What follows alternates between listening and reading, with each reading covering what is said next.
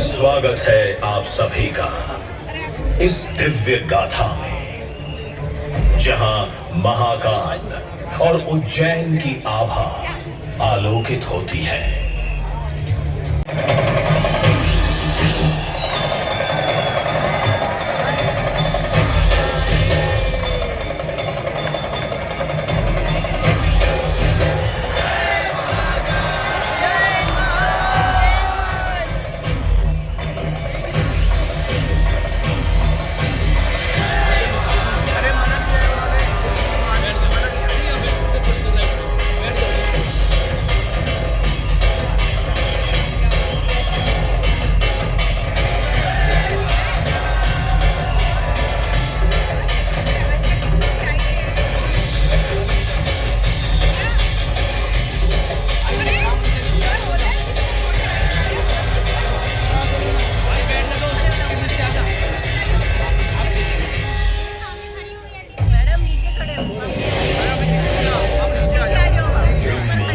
सबसे प्राचीनतम कहानियों में से आज हम वो कहानी सुनाएंगे जिसका सृजन पूरे ब्रह्मांड के सृजन से पहले हुआ। तब न देव थे, न असुर, न जीव था, न जंतु, न जल था, न अग्नि, न वायु, समष्टि के शून्य में विराजती एक शक्ति, कालातीत और कालों के नियंता।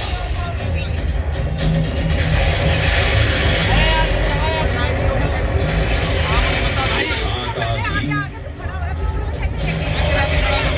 और विध्वंसक भी, अखंड, अचल, अविनाशी। ये कथा है उस महादेव के महाकाल स्वरूप की, जो सृष्टि के आरंभ भी हैं और काल के आगमन भी हैं। वे ही काल के सृजन करता और नियंत्रण करता भी हैं।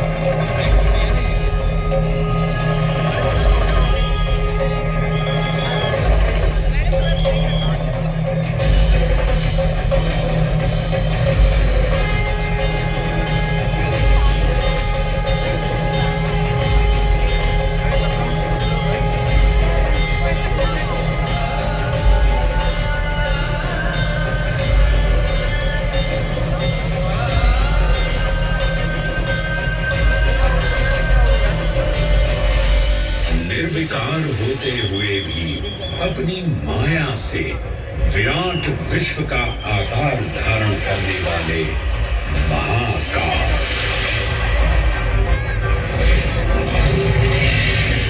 मेरुगिरी को धनुष और भगवान विष्णु को बाण बना दैत्यों के 3 पुरों का नाश करने वाले महाकाल, वो महाकाल जो तीनों लोकों में विद्यमान सभी शिवलिंगों में प्रधान है।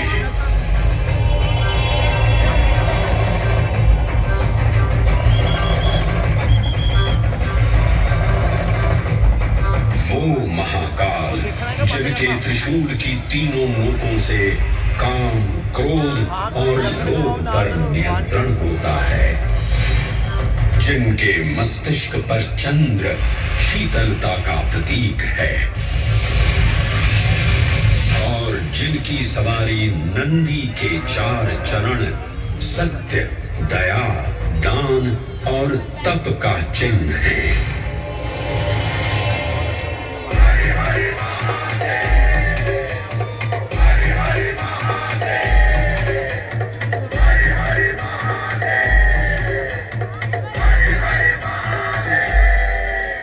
न पुण्यं न पापं न सौख्यं न दुःखं न मन्त्रो न तीर्थं न वेदा न यज्ञम् अहं भोजनं नैव भोज्यं न भोक्ता चिदानन्दरूपः शिवोऽहं शिवोऽहम्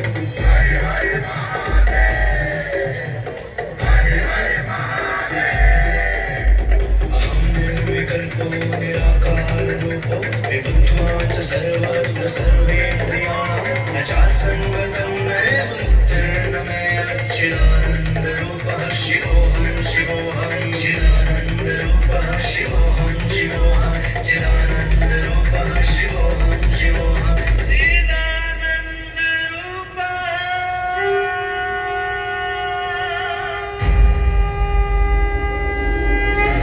वराह पुराण में कहा गया है, नाभिदेशे महाकालस्तन्नाम्ना तत्र वै हरः, अर्थात नाभिदेश उज्जैन में स्थित भगवान महाकालेश्वर तीनों लोकों में पूजनीय हैं। आकाशे तारकां लिंगम पाताले हाटकेश्वरम मृत्युलोके महाकालम सर्वलिंगम नमोस्तुते। आकाश में तारक लिंग के रूप में, पाताल में हाटकेश्वर के रूप में और मृत्युलोक में महाकाल के रूप में स्थित भगवान शिव को प्रणाम। समस्त लिंग स्वरूपों में विद्यमान भगवान शिव को सादर नमस्कार। नाभिदेश उज्जैन का अटूट बंधन है महाकाल के साथ, जो महाकाल स्तोत्र में उल्लिखित है। उज्जयिन्यां महाकालम महाकालेश्वरम हरम महाकालम महायोगिनम नमामि पार्वती पतिं। तो चलिए मैं आपको कथा सुनाता हूँ इसी महान उज्जैन नगर की। उज्जैन, जिसे संस्कृत साहित्य में अवंतिका, विशाला, कुशस्थली, पद्मावती, कनकश्रृंगा, स्वर्णश्रृंगा, प्रतिकल्पा, कुमुदवती और अमरावती के नाम से पुकारा गया। उज्जैन, जो मनुष्य को मोक्ष प्रदान करने वाली 7 नगरियों में से एक है। उज्जैन, जहां 84 महादेव का आशीर्वाद प्राप्त है। उज्जैन, जिस पर सदा ही कृपा रहती है महाकाल की। यहाँ सतत क्षिप्रा नदी की निर्मल धारा बहती है। डमरू के नाद से जीवन को ऊर्जा मिलती है। घंटियों की झंकार मन को आनंदित करती है और यहाँ का आकाश शिव आशीष स्वरूप है। श्मशान ऊषर क्षेत्र पीठम तु मनमेव च पंचकत्र न लभ्यते महाकाल पुरद्दते। अर्थात यहाँ पर श्मशान, ऊषर यानी अनुपजाऊ भूमि, क्षेत्र अर्थात पवित्र भूमि, पीठ यानी शक्ति स्थान और मन अर्थात आध्यात्मिक शांति का स्थल, पांचों एक ही स्थान पर उपलब्ध है। ये संयोग महाकाल की नगरी उज्जैन की महिमा को और गरिमामय बना देता है। उज्जैन के इस अलौकिक स्वरूप से प्रभावित हो महाकवि कालिदास अपने काव्य मेघदूत में लिखते हैं, हे जलधर, यदि महाकाल के मंदिर में समय से पहले तुम पहुंच जाओ तो तब तक वहां ठहर जाना जब तक सूर्य आंख से ओझल न हो जाए। शिव की संध्याकालीन आरती के समय नगाड़े जैसी मधुर ध्वनि करते हुए तुम्हें अपने धीर गंभीर गर्जनों का पूरा फल प्राप्त होगा। ये संध्या आरती जिसे कालिदास ने सराहा है अत्यंत महत्वपूर्ण है, क्योंकि ये वो प्रहर है जब सभी देवी देवता गंधर्व यहाँ उपस्थित होते हैं।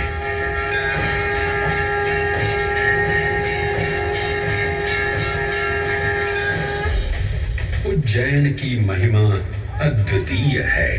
सतयुग, त्रेता युग, द्वापर युग और कलयुग, हर युग में इसका अप्रतिम महत्व रहा है।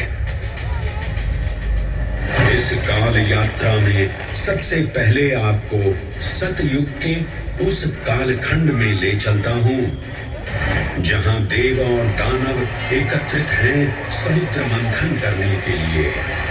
मन की आंखों से कल्पना कीजिए, भगवान विष्णु ने कुर्म का रूप ले मंदरांचल पर्वत को अपनी पीठ पर उठा रखा है। सागर से विकराल लहरें उठ रही हैं, मेघ भयानक गर्जना कर रहे हैं।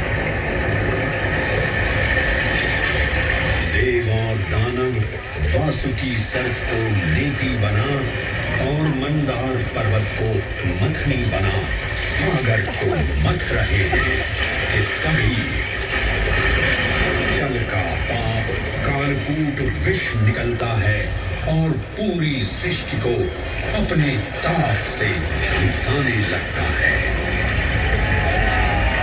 इस भयावह स्थिति में देवताओं का परम मृत्यु की विकराल छवि हमारी आंखों के समक्ष मंडरा रही है।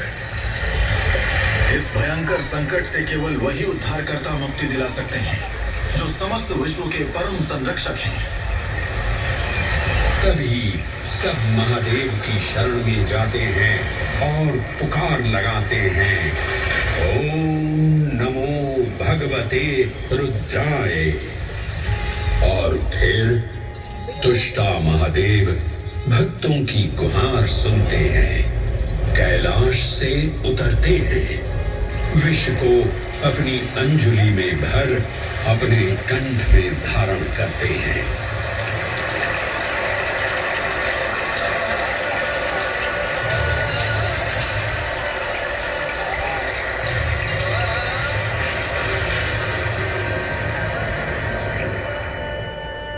अंततो गत्वा सागर मंथन से अमृत कलश प्रकट होता है। जैसे ही अमृत प्रकट हुआ, दानवों ने इसे केवल अपने आधिपत्य में लेने की आकांक्षा प्रकट की और संघर्ष छिड़ गया। आज यदि हम इस अमृत को प्राप्त कर सकें तो हम देवताओं पर हमेशा के लिए प्रभुत्व स्थापित कर पाएंगे। अमृत अपात्र हाथों में ना जा पाए, क्योंकि ये अपनी शक्ति का असीम दुरुपयोग करेंगे। इस अराजकता के परिणाम स्वरूप अमृत की कुछ बूंदें छलकी और पृथ्वी तक पहुंच गई। 4 स्थलों पर स्पर्श हुआ इन बूंदों का, हरिद्वार, प्रयागराज, नासिक और उज्जैन। अमृत की इन्हीं बूंदों के कारण उज्जैन में हर 12 वर्ष पर कुंभ सिंहस्थ मेले का आयोजन होता है। भगवान शिव की लीला देखिए, लोक कल्याण के लिए स्वयं विषपान किया और अपनी नगरी पर अमृत वर्षा करवाई। अमृत की पावन बूंदों से अभिसिंचित ये दिव्य उज्जैन भूमि रामायण के पृष्ठों में भी सम्मिलित हुई। सतयुग के बाद त्रेता युग में माता सीता की खोज में वानर सेना का यहाँ आगमन हुआ।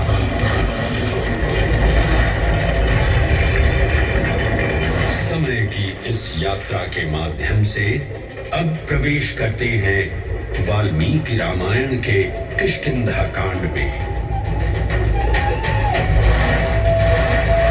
जब वानर राजा सुग्रीव अपने यूथपतियों से सभी प्रमुख स्थानों पर जाने के लिए कहते हैं और उन्हें अवंती नगर यानी उज्जैन जाने का आदेश भी देते हैं। मेखला उत्कल के क्षेत्र, दशर्न के नगर, आब्रवंती, अवंती और विदर्भ के राज्य, साथ ही माहिष्का के आकर्षक राज्य में भी पूरी तरह से खोजना होगा। एक युग भगवान विष्णु के राम अवतार से संपृक्त और अगला युग उन्हीं के एक और दिव्य अवतार से समरस होना, ये अद्वितीय संगम केवल उज्जैन में ही संभव था। परंतु एक क्षण ठहरिए, महाकाल के 1008 दिव्य नाम। हाँ, मैंने काल चक्र को परिवर्तित कर दिया है और अब द्वापर युग का शुभारंभ हो चुका है। विस्मय पूर्ण हो जाएंगे ये जानकर कि महाकाल के इन नामों को स्वयं भगवान श्री कृष्ण ने रचकर पिरोया था। महाकाल सहस्र नामावली की ये अद्भुत रचना उस समय की है जब योगेश्वर कृष्ण, उनके मित्र सुदामा और शेषावतार बलराम ने अवंती नगरी में स्थित सांदीपनी ऋषि के आश्रम में वेदांत दर्शन और शस्त्र विद्या की शिक्षा ग्रहण की थी। कहते हैं कि भगवान श्री कृष्ण को अवंती ने ऐसा मंत्रमुग्ध कर दिया कि यहाँ 64 दिनों तक रुककर उन्होंने 64 विद्याएं और 14 कलाओं का ज्ञान लिया। उज्जैन का संबंध महाभारत से भी जुड़ा हुआ है। इस महान महाकाव्य के वन पर्व में उल्लेख किया गया है कि महाकालेश्वर मंदिर में स्थित कोटि तीर्थ जल का स्पर्श मात्र करने से अश्वमेध यज्ञ के समान फल प्राप्त होता था। और फिर परिवर्तन की इस अनवरत धारा ने एक नई कहानी लिखी। उज्जैन में उदय हुआ मौर्य वंश का सम्राट बिंदुसार ने अपने पुत्र अशोक को उज्जैन का राज्यपाल बनाया और समय के साथ अशोक के शासनकाल में धर्म का विस्तार हुआ। मौर्य वंश के पश्चात विभिन्न राजवंशों, सम्राटों और नरेशों ने उज्जैन की सेवा की। उनमें से प्रमुख मालवागण और फिर गुप्त वंश ने यहाँ भव्य तेज से जहाँ महात्माओं और शासकों को आकर्षित किया, वहीं इस नगर पर आतताइयों की दृष्टि भी पड़ी।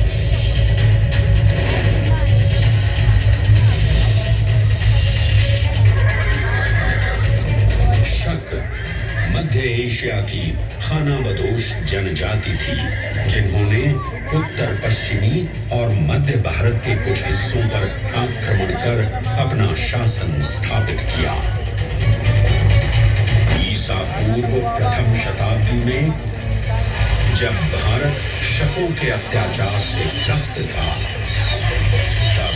उन शकों ने उज्जैन पर भी कब्जा कर लिया और फिर उज्जैन में उदय हुआ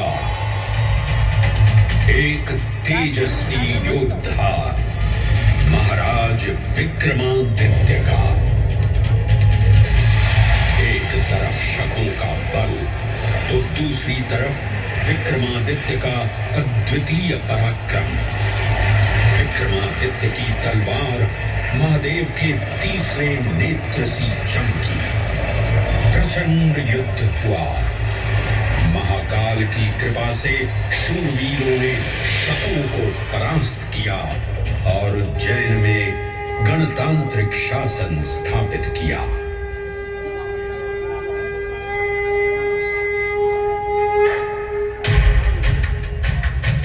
इन्हीं महाबली विक्रमादित्य की राज्यसभा महाकाल मंदिर में ही प्रतिष्ठापित थी।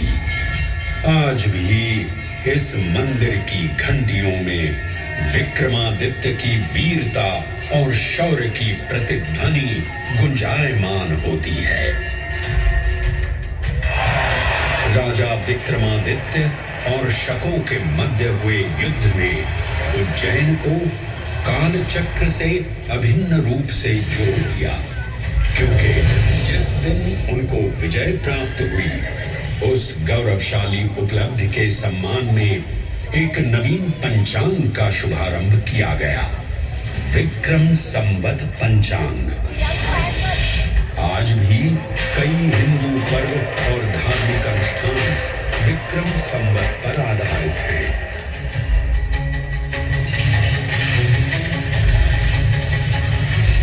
पृथ्वी की भौगोलिक कर्क रेखा इस पावन उज्जैन भूमि से होकर गुजरती है। लगभग 300 वर्ष पूर्व उज्जैन विश्व समय का प्रमुख संदर्भ बिंदु था। यही कारण है कि उज्जैन की वेदशाला में वराहमिहिर, आदित्यदास, ब्रह्मगुप्त, आर्यभट्ट और भास्कराचार्य जैसे महान विद्वान अनुसंधान और अध्ययन में तल्लीन रहते थे। खगोल शास्त्र का केंद्र, महाकालेश्वर का आवास, जगत गुरु कृष्ण की नगरी, विक्रमादित्य का राज उज्जैन।